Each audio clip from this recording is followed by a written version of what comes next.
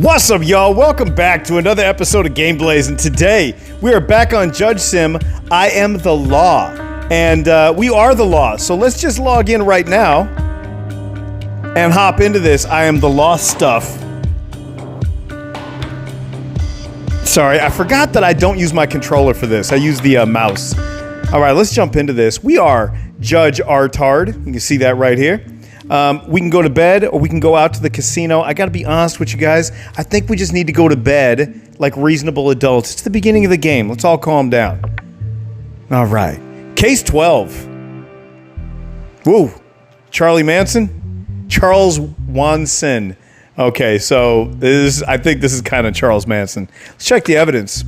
Evidence. Bodies found at the scene of the murder. Okay, we got 2 stab wounds and a pentagram. And looks like a bite mark. Right, that's some winter material. Symbols and writings found at the murder scene. The inscription, "Death to Pigs," written in blood, draws attention. Yeah, this is going to be the Charles Manson murders. Confession of the confessing... This is the confession of the confessing gang members. Guys, reach out to me. If you're a dev for this team, guys, reach out to me. Hit me up on my email for the channel. Our leader, Charles Wanson, was the one who told us the murders had to commit. The murders we had to commit. Okay, anyway. He was talking about starting a war. He used to say that if we could commit these murders and blame them on others, there would be a war and orphans like us would be victorious in this war. He would show us some symbols to draw on the murder sites, and of course, he would give us a lot of drugs. Yeah, if you guys don't know, Charles Manson wanted to start a race war. Yeah, he thought that the races needed to fight it out, which is ridiculous. Anyway, he's a giant piece of shit, and we're going to sentence him to a long time in prison. Anyhow, so prior criminal record, organizing prostitution activities, drug trafficking, and giving a fraudulent check. Okay. I don't really care about the check, but that's great. Mental health status is positive. That's definitely a question here, but okay. I like how they put an X in the middle of his forehead. If you don't know, that was not originally an X. It was something else. Anyhow, charges. Forming of a criminal organization, crime organization, aiding and abetting a criminal, and incitement to murder.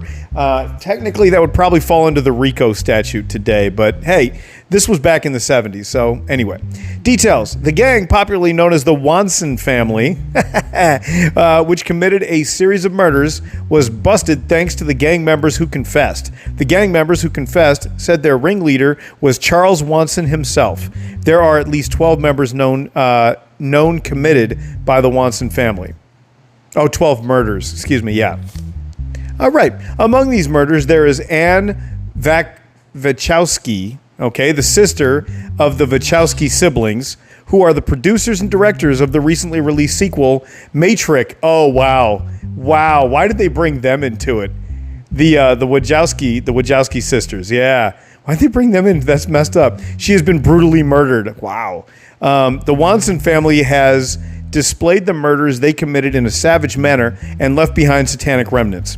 It is claimed that Charles Wanson would drug people he found on the street, bind them to themselves, and command selected individuals to kill in the most savage way possible while giving them knives.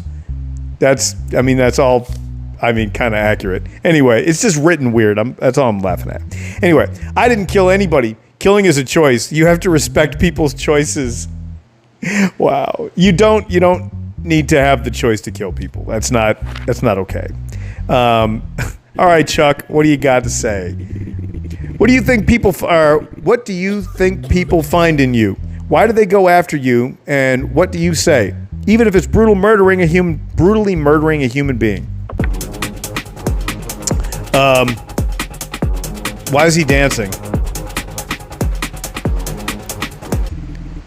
I'm a new person. Aren't you pretending right now? Who among us is pretending? Aren't you acting right now? The judge? We're all in a role. I suppose we are role-playing right now. People don't just pretend when they kill someone. They can't.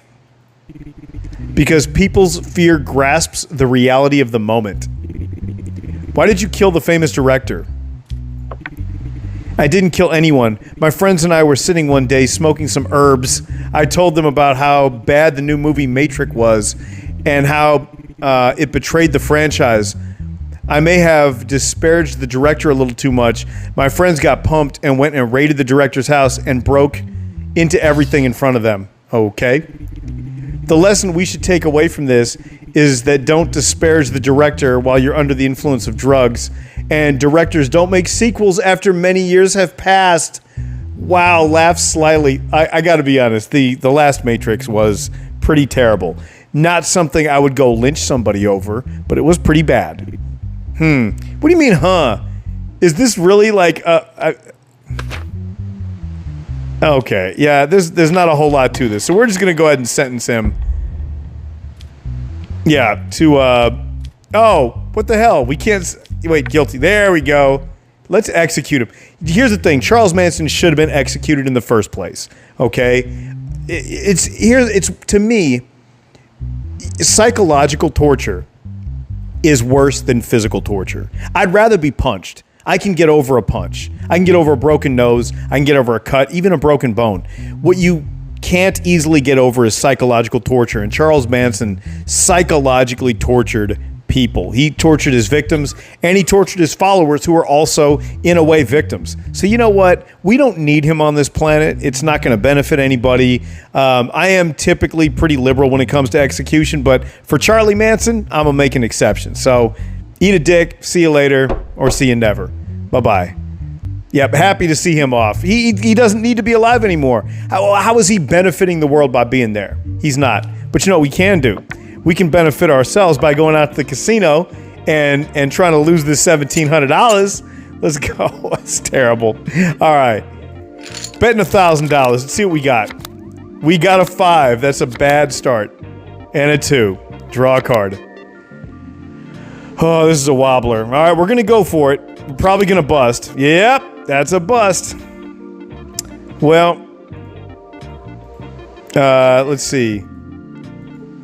Let's put 5, because I know I got 700 in here. Yeah, let's see if we can win once. I don't even try to win money. I'm just trying to win at all.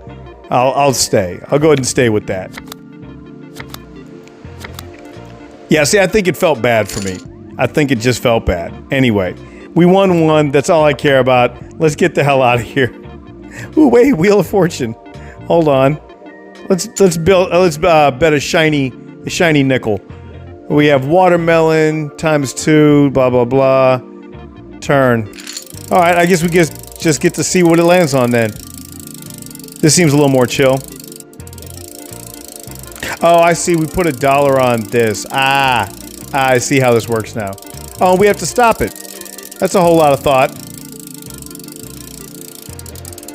And we got strawberries, so we lost $1. All right, let's try this again. Now we know what we're doing. Hello? Can I... Oh, there we go. Okay. Let's throw it over there. Boom. There we go. Turn. So now what are we supposed to do? Pick where it's going to land? By hitting stop? Alright. Hey, I got pretty close. Alright. Well, I'm done with this. I'm sorry, I've never been a fan of gambling in real life. Let's see. End of day. Let's go. Because the house always wins. Case 13. My bad. Let's see. Garrick Buhoven? I can't even pronounce that. Oh, no. His name was Derek Chauvin. Oh, God. They are using real cases.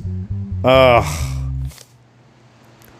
George Blake's autopsy report. The person died after being out of breath for a long time. The case of breathlessness has been described as pressure on the neck. Breathlessness. I love that. Take my breath away. Oh, God. Oh, God. All right. No criminal record. Positive mental health. Is a citizen. Yeah, because he's a fucking cop. Or at least he used to be. Not anymore. George Blade was stopped by the police while driving his car. The police officer, Garrick Balvin, who wanted to take a look at the license and the permit of George, asked him to leave his car after some time. Both Bovin laid George. This is written poorly. Bovin laid George face down on the ground and pressed his knee on George's neck for a while. Let's see. George, who stated that he could not breathe many times during this time, did not get the response he expected. Yeah, no shit. Which is called not death. After a while, he was taken to the hospital thinking he had fainted. Despite the interventions made in the hospital where he was taken, he could not be saved.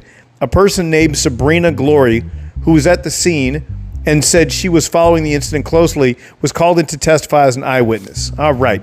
Sabrina Glory, I followed the event from the beginning to the end. Poor guy. I'm so sorry for him, but I couldn't do anything. I begged the police officer to let him go, but he was pressing his knee on the back of his neck so hard that even I gasped. Besides, he didn't give him any difficulties at all. He calmly did what the police told him. That officer should be punished for his actions.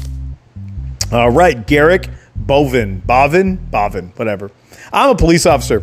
I received a report instructing me to pull over George's vehicle.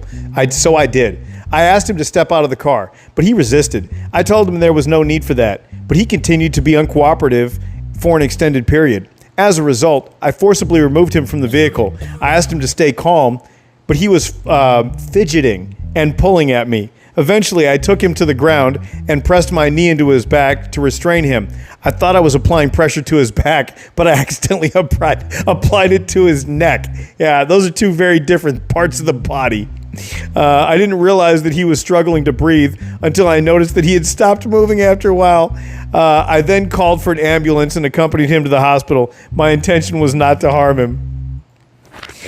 Man, I don't even care, but what do you got to say? Why did you treat George that way when you knew he was innocent? I was told that I had to stop the vehicle. Besides, how was I to know he was innocent? Because he hadn't done anything wrong. What are you talking about?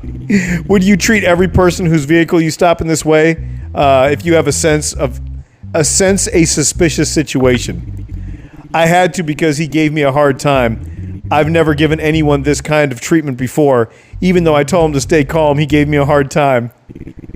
According to the eyewitness at the scene, George did not cause you any difficulty. What do you say about that?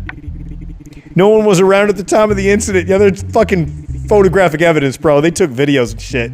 They might came later. Also, George insisted too hard not to get out of the car. They may have not seen that part. This is no huh. All right, so here's the thing. We're definitely going to sentence you. Understanding that you're in law enforcement and that you have served this country, but that you betrayed public trust and murdered somebody, we're going to go ahead and give you jail. Now, we're not going to put you in there forever, because maybe you can get out someday and not be a piece of shit. But you are going to get 20 years because you murdered a person. And let me tell you something. I would prefer to give a lighter sentence to a murderer who had a reason to do it. But when you are in law enforcement and you are, there to protect the public, people forget that if you're an American and, you see an American doing bad things and you're a cop and you're going to pull them over, you forget that they're an American too. That we're all, if you live in America, you're an American. If you live in Britain, you're a Brit. It doesn't matter what color you are. It doesn't matter what country you come from, your sexual orientation, how tall or short you are, if you're fat, if you're skinny. It doesn't matter. You're still from that country. And law enforcement is not, listen, in at least in a democracy, law enforcement is not an invading military. Even invading militaries have to play by certain rules. That means that only combatants get shot. We leave civilians the hell alone. It's part of the Geneva Convention. So it weirds me out a little bit that police officers, oftentimes in the United States, can't even abide by the Geneva Convention rules for war with its own citizens. That does bother me. So, you know what, dude? You're going to get some jail time. And you can sit there and think about you dumb and wrong. You know what I mean? There you go. Have a nice day. Judge punishes racist policemen. Yeah, 100%. For sure. All right, Judge Artard. I think we got time. How long have we been sitting here for? I can never tell. It's only been 15 minutes. We got lots of time. Let's end the day. We got to handle this. We've been going to the casino too much. Case 14. All right, dude. This dude's head. What is wrong with this guy's head? Joseph Wheeler, Lee Fitzhugh, Thomas Harrison. Okay. See what we got here. Evidences. Doors used by the prisoner during his escape. B1, 3:30 to 3:45. A2, 4:45 to 5. And E, 5:45 to 6 a.m. All right. Watch list for the day and time of the desertion. Thomas Harrison, Lee Fitzhugh, Joseph Wheeler, nobody. That's interesting. Why is Lee Fitzhugh only on there for 45 minutes? That's bizarre. And it looks like the door gets closed for a lunch break. I see. Okay. Joseph Wheeler, Thomas Harrison, Lee Fitzhugh. Okay, got it. Man, gets closed for a lunch break from 4 to 4:45. Do these cops work 24 hours a day? Good God. All right. No, I guess it's just morning shift. All right. The bill of the donut order. Thomas Harrison, order time 8 a.m. So let's go back and check out 8 a.m. Let's see. 8 a.m. Yeah, I don't see 8 a.m. at all. Yeah. Okay. Well, all right. So let's. All right. Look, I'm going to overdo the evidence before I hear the case. Let's check out the case, and then we'll come back to the evidence. All right. Aiding and abetting an offender. Details. In Subblock E of the Banana Republic prison, an inmate named Victor Young has escaped in recent weeks and has not been caught yet. As a result of the extensive investigation carried out by the police, it was determined that the person was provided with daily clothes, from the outside, and that locked doors were opened and exited the system. Okay. During the escape, it was understood that the individual would not have been able to escape without the assistance of the guards. In addition, it has been determined that the camera recordings of the hour have been deleted. As a result, the suspicious guards who were on shift at the time in Subblock E were detained. Statements. Joseph Wheeler. This would be this guy right here with the little tiny head. Look, I don't know who deleted the camera recordings. We all take turns monitoring the camera room during certain hours. I didn't leave the room at all except for urgent needs, and I never took my eyes off the screen, but the person I suspect is Lee. Okay. Because he called us for the prison's cafeteria for the donuts he ordered from outside during the shift change. I think it was at that moment that Victor's door opened. It's impossible for this to be a coincidence. Yeah, but the problem is, hold up. The problem is the donut order.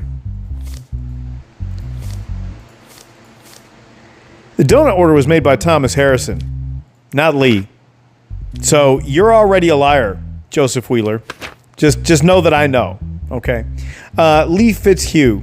I didn't order donuts or anything and call no one. That was Thomas' idea. He told me that he wanted to buy us donuts to celebrate that his daughter had given birth, but he forgot his wallet. He said, "You take the order and pay it. I'll pay you later." That's all I know. Besides, I don't think the prisoner will escape for this reason. Joseph may be disorienting the target. And that would be... All right, so he's talking about Wheeler. Okay, Harrison.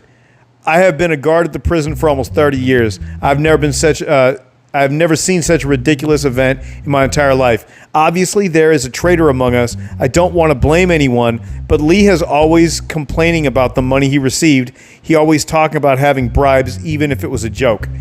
All right, so these two guys are really pushing on Lee. And Lee has... Wait. This guy's Lee. Okay, wait. All right, let me back up real quick. Just make sure I know who we're talking about here.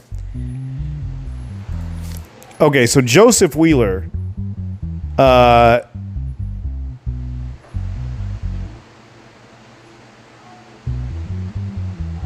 the person I suspect is Lee. Okay, so he suspects Lee Fitzhugh.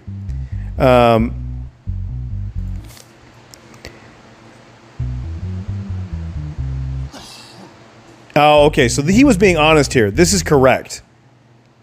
All right. And then Lee says, I didn't order donuts or anything.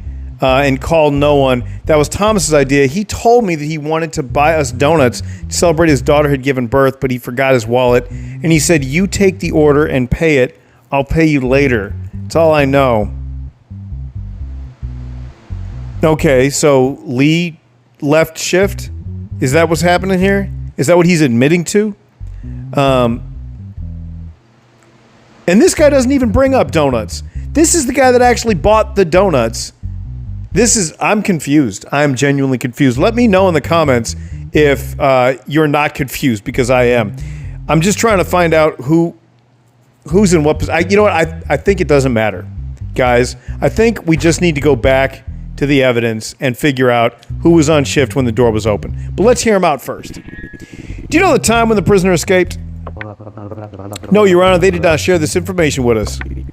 So why did you say in your testimony that the donuts were deserted at the time the order was made?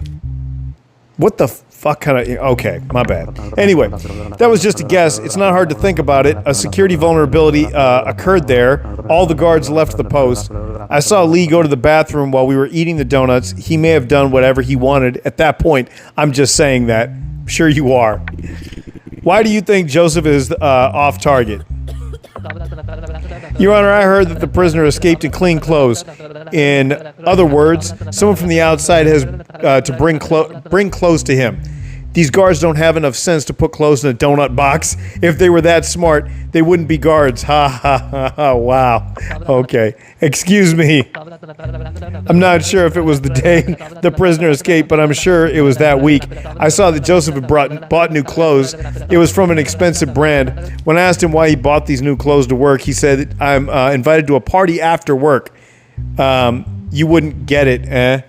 Yeah, I'm gonna tell you right now, that's not how it actually works. When you have or know someone who works in the prison system, you don't bring anything to work. You can leave shit in your car that's out in the parking lot of the federal or state prison that you work at. But then as you go into your particular unit or your yard, you'll have to pass through what's called a sally port, which has a metal detector and a scanner and all this other stuff. And then once you're through all of that and you've been searched by another officer from a different shift, then you actually get into the facility itself. So there is no like bringing clothes into the prison. It just did. I mean, maybe that works in the gulag, but not in an actual prison in a first world country. So no. Anyway, does the prison administration approve of you ordering from outside in this way? Moreover, you left post for a while. Actually, well, I won't get into that. Your Honor, have you never crossed the street at a red light? We were all human. We all make mistakes. Obviously, this event was pre-organized and we had nothing to do with me ordering it. Whoever told this story is obviously trying to cover something up. Yeah, I mean, at this point, and I haven't seen the evidence really yet, I tend to believe Thomas Harrison. He just sounded like he wanted some motherfucking donuts. Now, don't get me wrong. Is this maybe a dereliction of duty? Perhaps.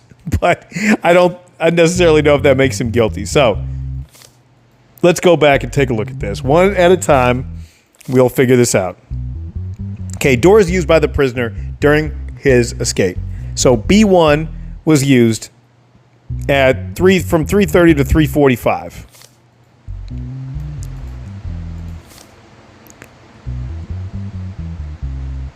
Joseph Wheeler from 3:30 to 3:45. B1. Okay. Let's back up here. A2 from 4:45 to 5. Joseph Wheeler. Man. All right. And then E from 5:45 to 6.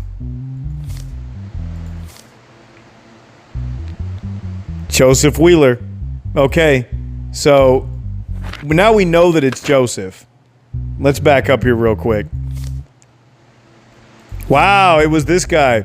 Look, I don't know who deleted the camera recordings. We all take turns monitoring the camera room during certain hours. I didn't leave the room at all except for urgent needs, but I never took my eyes off the screen. But the person I suspect is Lee. He put it on Lee Fitzhugh. He put it on this guy because he called us to the prison's cafeteria for the donuts he ordered from outside during the shift change. I think it was at that moment that Victor's door opened. It's impossible for this to be a coincidence.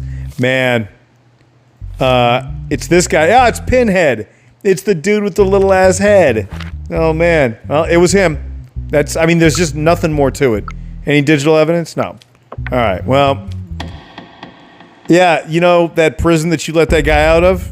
I'm going to help you get back into that. So we're going to put you in prison now for escaping, or for helping an inmate escape.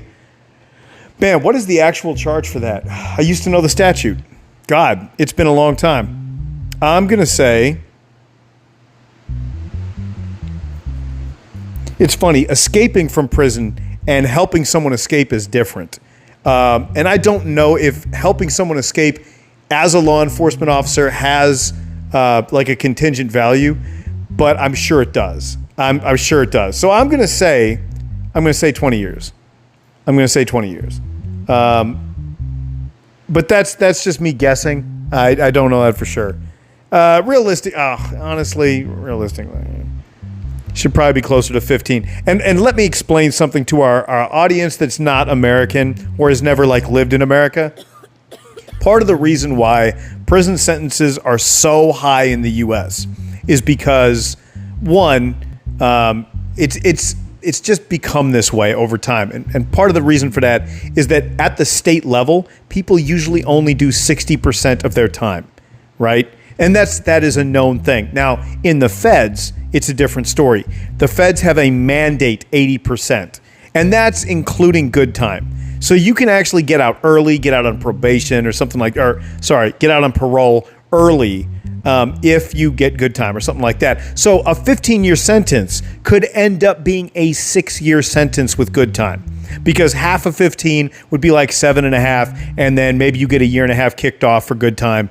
And really, if you've done everything that they require of you while you're in the facility, everything to rehabilitate yourself, quote unquote, or whatever else, there is an actual chance of a 15-year sentence getting you out at 6.5. So it's why these sentences go so long, because they know that if they do good things in prison, they'll get out in an early capacity. Anyway, 15 years, that's what you're going to get. These other two, Lee and Donut Man over there. Oops, sorry. Forgot I had to hit the hammer. You're not guilty, my friend. Execution. Not guilty. All right. And you, sir. Thomas Harrison. Not guilty. Have a nice day. All right. That was interesting. That was a good one. I mean, it was very evidence-based, but, whatever. All right. Case 15. All right, who are you, sir? Oh, get the fuck out of here. O.J. Simpson. Oh, my God. Oh, jeez. By the way, O.J. Simpson just passed away. I don't know if you guys know that. It was bizarre. He got out of prison and he got on Twitter. And he was on Twitter for quite some time. It was like 8 years before he died, after he got out of prison. And he was on Twitter the whole time, and it was super strange. Anyway, one bloody glove found at the murders. This just looks like a 5 really stretched out condoms. Oh, dude.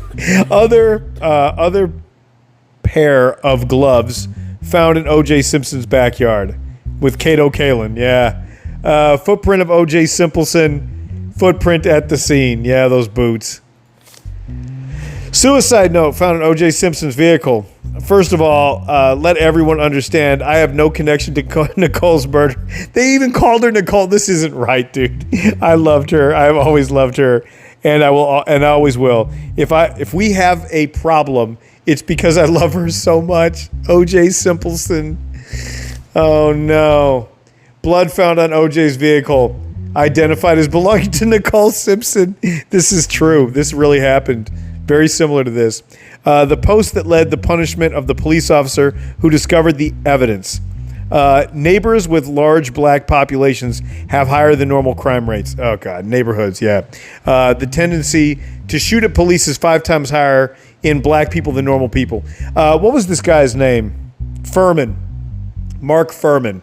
Yeah, he actually said things similar to this. It definitely wasn't exactly this, but it was similar to it. Yeah, Mark Furman.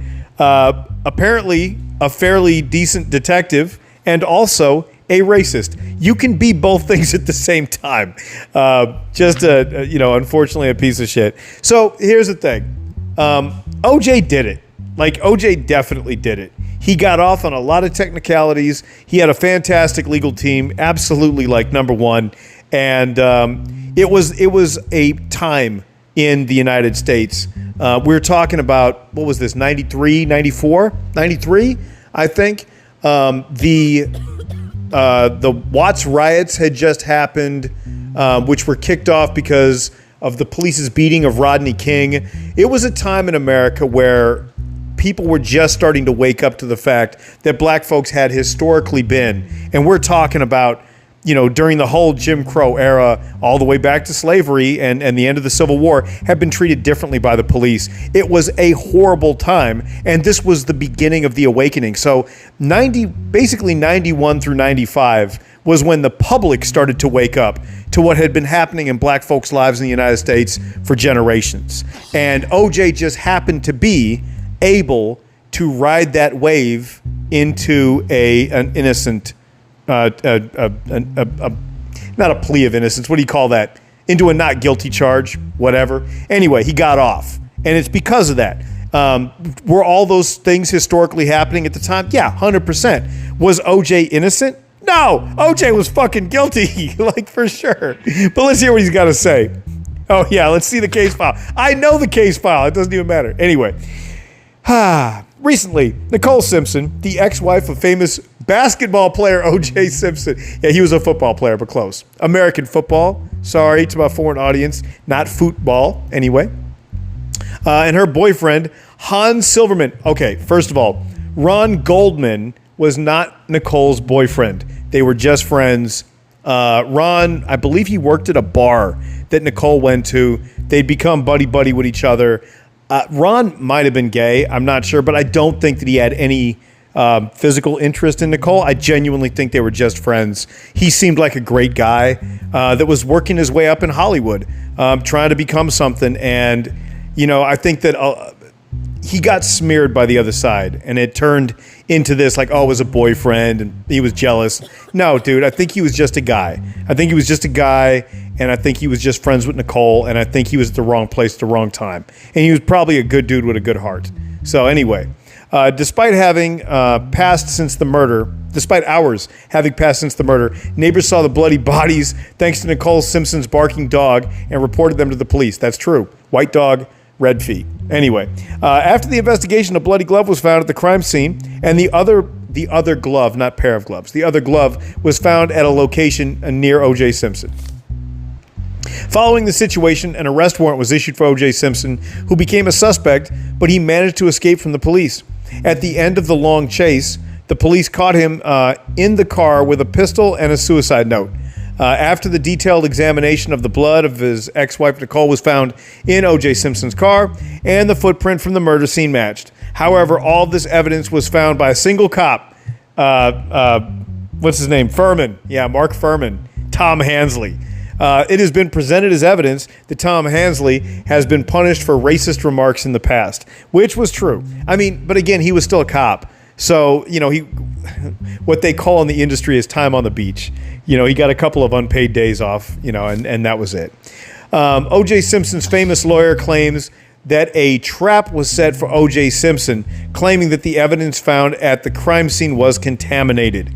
And this, again, it was the right time. O.J. Simpson's famous lawyer, what was his name? It's skipping my mind at the time. In fact, a buddy of mine was in the same fraternity as him. Yeah, true story. Anyhow, during his time in custody, O.J. Simpson was observed repeatedly striking his head on hard surfaces. Okay, statement from O.J. Simpson. I didn't kill him. There are racist people who set a trap for me. They left my DNA on false evidence and placed it at the murder scene and in my house. I love Nicole very much. I can never do that to her, I think. We had a very civilized relationship and broke up in a civilized way. There are no problems between us. I'm not a jealous person. Also, in the real story, O.J. Simpson had constantly beaten his wife. The police had been called out to their house multiple times for domestic violence already. It's one of the reasons why Nicole divorced his ass. Yeah, see, he's got a prior criminal record for domestic violence. He was just, God, not a good person. All right, let's hear him. What's your defense, Mr. Simpleson? I want to try gloves. Why do you want to do this? Yeah, that was a mistake. If the gloves don't fit, it means I'm innocent. Can I try? It's funny. So if you guys ever get a chance to watch South Park, Google South Park, the Chewbacca defense. And they run that if the, I don't know. I'm going to screw it up if I say it. Just trust me. Go watch South Park, the Chewbacca defense after we're done with this video. It's amazing. No, stop letting him try on the gloves. Wearing the gloves. They don't fit. Look at the little thumb things. Okay, huh? Yeah. Okay, you can put your hands down now, buddy. Yeah, we're going to do the right thing. And we're going to put you in prison for 25 to life because that's what you get on an actual murder beef. That's what should have been done the first time. Justice is served. Have a nice day. Famous athlete found guilty of murder. Yeah, well, he was. All right, y'all, listen. This has been another episode of Game Blaze and Judge Sim, I Am the Law. We will be back next week with another episode, probably filled with famous cases. These cases are actually getting really interesting because I know about them personally. I'm sure some of you guys do too. So see me back here because you're only going to find this on Game Blaze, and I'm going to check in with you guys next time. Peace.